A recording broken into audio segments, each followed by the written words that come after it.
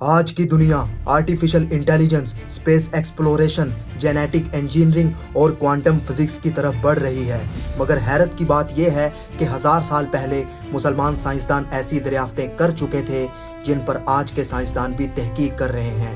Algebra, optics, surgery, aviation, astronomy, یہ وہ میدان تھے جن میں مسلمان سائنسدانوں نے دنیا کو روشنی دی، مگر پھر اچانک یہ علم کہاں گیا؟ کیا یہ مسلمانوں نے خود تباہ کیا یا پھر اسے چوری کر لیا گیا؟ مسلمان سائنسدانوں کی دریافتیں، ایجادات اور تحقیق یورپ کے سائنسدانوں نے چوری کی۔ یہ کہانی ہے سائنس، نالج اور پاور کی، ایک ایسی کہانی جسے جان کر آپ حیران ہو جائیں گے۔ آج جب ہم سائنس کی بات کرتے ہیں تو ہمارے ذہن میں ناسا، MIT اور سلیکان ویلی جیسے نام آتے ہیں، لیکن 1000 سال پہلے اگر کوئی علم کا اصل گہوارہ تھا تو وہ بغداد، قاہرہ، قرطبہ اور سمرقند تھے۔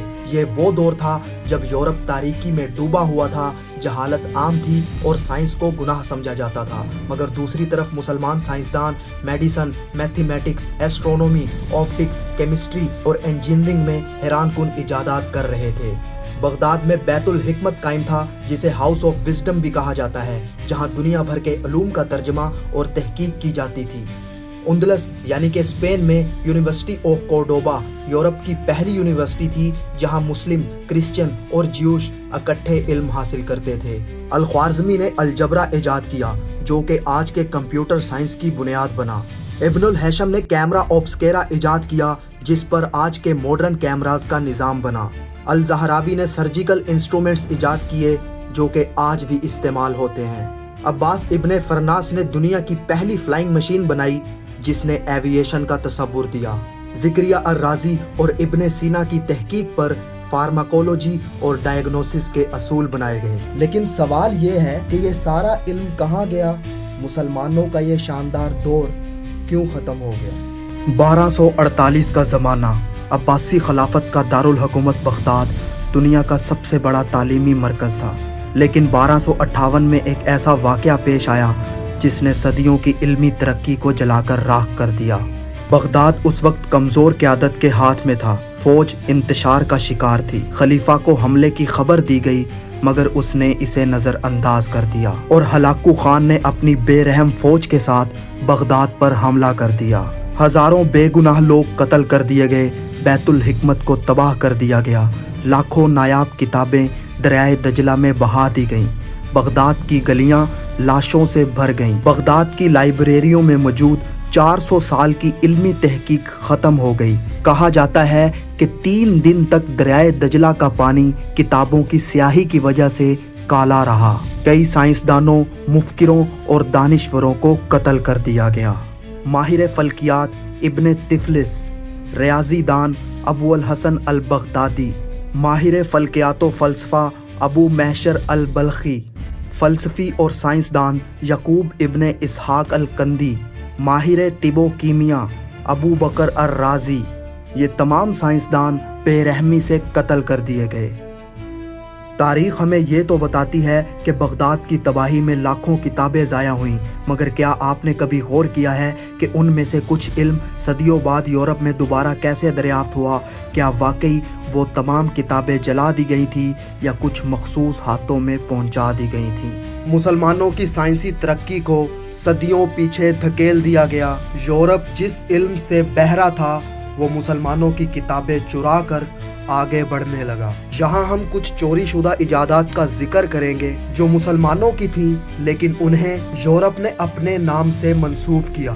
عباس ابن فرناس نے دنیا کی سب سے پہلی فلائنگ مشین بنائی، لیکن بعد میں رائٹ برادران کو ایوییشن کا بانی مانا جاتا ہے، جبکہ حقیقت میں اس کا اولین نظریہ ابن فرناس کا تھا۔ ابن الہیثم نے بصریات پر تجربات کیے، لیکن بعد میں اس کے کام کو راجر بیکن کے نام سے منسوب کر دیا گیا۔ جابر بن حیان، جسے فادر آف کیمسٹری کہا جاتا ہے، اس کے کام کو رابرٹ بوائل کے نام سے منسوب کر دیا گیا۔ زکریا الرازی نے چیچک اور خسرہ کی تشخیص، الکلی کا تصور اور جراثیم کے خلاف ادویات پر کام کیا، جبکہ یورپ میں پراسلیس کو الکلی کا موجد کہا گیا اور لوئس پاسچر کو جراثیم کے خلاف ویکسین بنانے کا کریڈٹ ملا۔ ابن سینا کی کتاب القانون فی الطب 600 سال تک یورپ کی یونیورسٹیوں میں پڑھائی جاتی رہی اور ابن سینا کی تحقیق तहकीक को विलियम हार्वी के नाम से मंसूब कर दिया गया। अल-ख्वारिज़मी ने अलजबरा और न्यूमेरिकल सिस्टम पर काम किया, लेकिन यूरोप में फिबोनाची को न्यूमेरिकल सिस्टम का मौजद कहा गया। निकोलस कोपरनिकस ने अल-तूसी के कपल मॉडल को बुनियाद बनाकर हेलिसेंट्रिक मॉडल की तश्कील की, लेकिन अल-तूसी का जिक्र तक नहीं किया।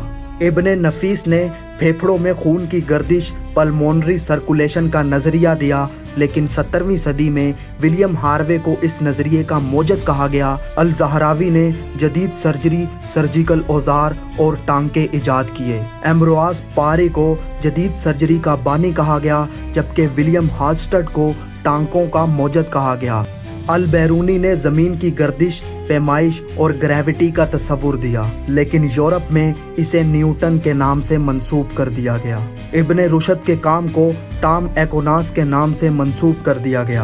अल-फ़ज़ारी दुनिया का सबसे पहला अरबी एस्ट्रोलैब था। उसकी तहकीक को यूरोप में रेगियो मोंटानोस के नाम से मंसूब कर दिया गया। जेहान केपलर ने अल-ज़ारकली के फल्कियाती मॉडल को अपनी तहकीक में शामिल किया, लेकिन अल-ज़ारकली का कहीं जिक्र तक नहीं किया। अल-खाज़नी ने माया के दबाव पर तहकीक की, लेकिन रॉबर्ट बॉयल को दबाव के असूलों का मौजिद करार दिया गया। इब्ने खुल्दून ने सोशियोलॉजी और मुआशियात पर काम किया, जबकि अगस्टे कोमे को सोशियोलॉजी और एडम स्मिथ को मुआशियात का बानी कहा गया। हालांकि ये तमाम नज़रियात इब्ने खुल्दून के थे। ये चंद मिसालें हैं कि कैसे मुसलमानों के इल्मी खजानों को चोरी करके यूरोप ने अपनी तरक्की की बुनियाद रखी। लेकिन सवाल ये है, क्या हमें मुसलमानों की तारीख का इल्म है? क्या हम अपने साइंसदानों का हक पहचानते हैं, या फिर आज भी हम अपनी तारीख से गाफिल हैं? ये वीडियो देखने के बाद आप क्या सोचते हैं? अपनी राय कमेंट्स में ज़रूर दें। अगर ये मेरी वीडियो पसंद आई हो तो वीडियो को लाइक करें, शेयर करें और चैनल को सब्सक्राइब करना मत भूलिएगा। दुआओं में याद रखिएगा। वस्सलाम।